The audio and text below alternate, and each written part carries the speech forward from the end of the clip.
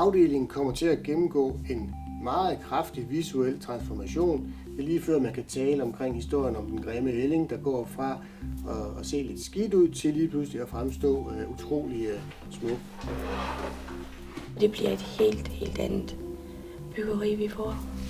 Så bliver det igen sådan, at man med stolthed, når man kører ind og ud, kan sige, her bor jeg.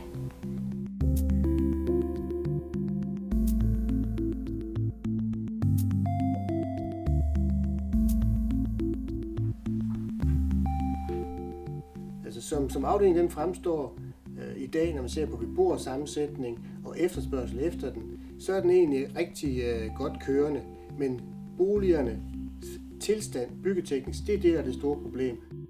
De materialevalg, man foretog sig, dengang man opførte byggeriet, har vist sig at være meget modtagelige over for vind og vejr og belægninger. Så derfor er det et uheldigt visuelt indtryk, som afdelingen den har i dag.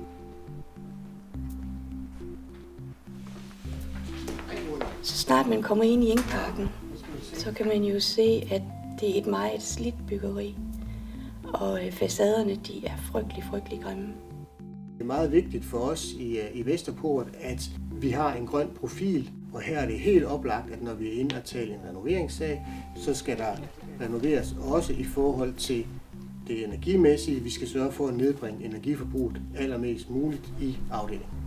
Vi arbejder på alle fronter for at være en energivenlig kommune, altså både i forhold til vedvarende energi og så spare på varmen, rent udsagt. Og der er det en glæde for os, når boligforeningerne de arbejder med på den front.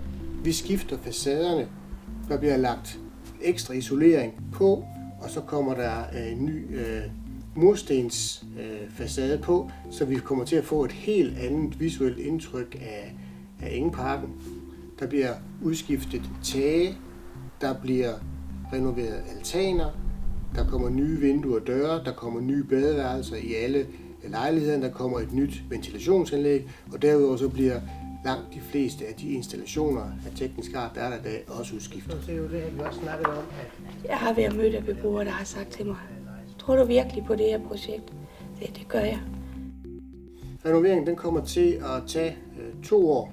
Der bliver ikke behov for at genhuse nogen af beboerne. Vi har stillet krav til vores entreprenører om, at de skulle tilrettelægge arbejdsgangene således, at de mindst mulig tid er inde i de enkelte lejligheder, således at den enkelte beboer oplever mindst mulig grad af gene i forbindelse med de indgreb, der er. Jeg elsker faktisk at bo herude. Jeg elsker min afdeling. Jeg elsker mine beboere. Jeg tror, det bliver det perfekte sted.